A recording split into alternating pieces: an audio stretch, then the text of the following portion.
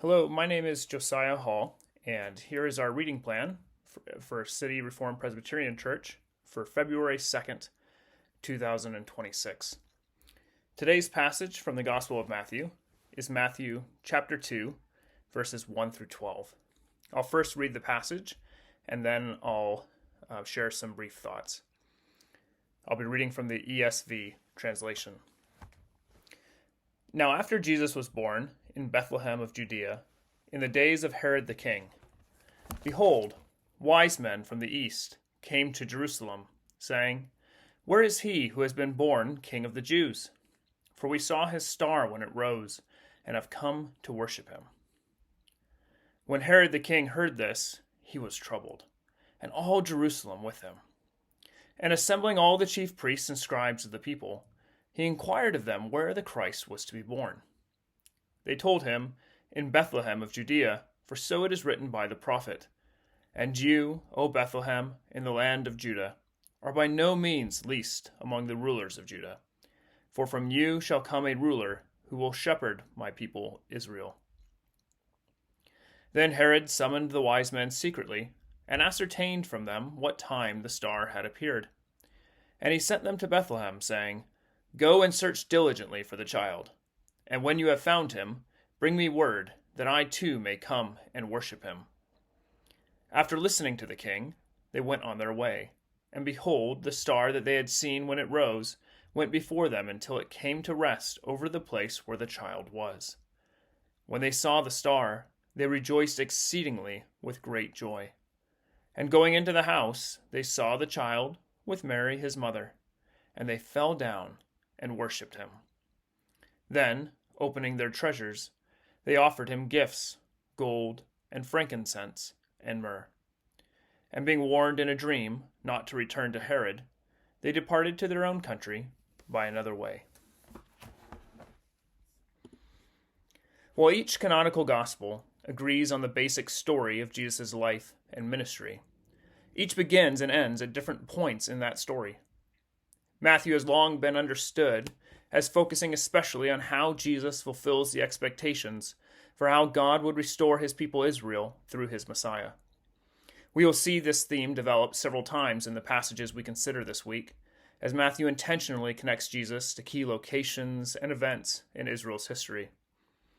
Although God had returned the Jewish people from exile, many of the promises that God gave through his prophets about how he would restore Israel's relationship with him after the exile remained to be fulfilled.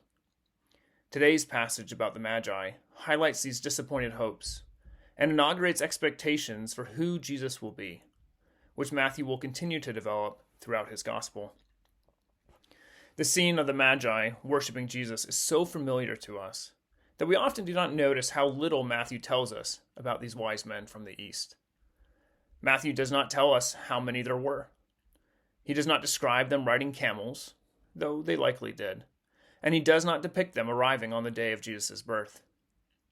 The Magi were not kings, but they were wise men, or magicians, who populated the courts of ancient kings and served as royal advisors.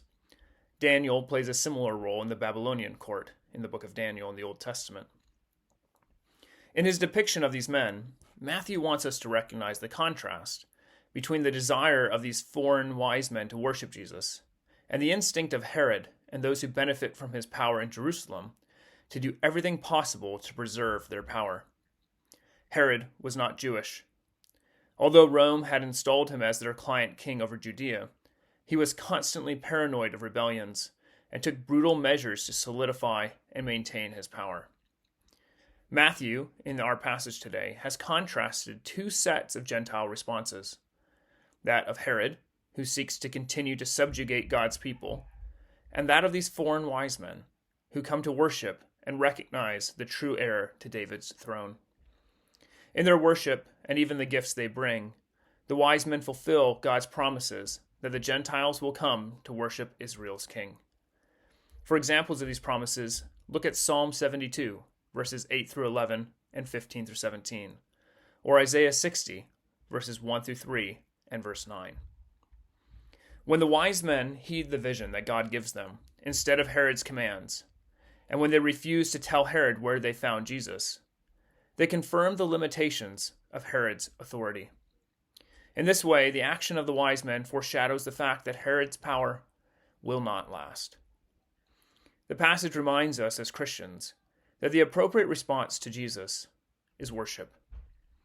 The passage also draws us into the story which Matthew will tell of God keeping his promises to his people through the gift of his Son, who will both restore his people and draw the Gentiles to himself.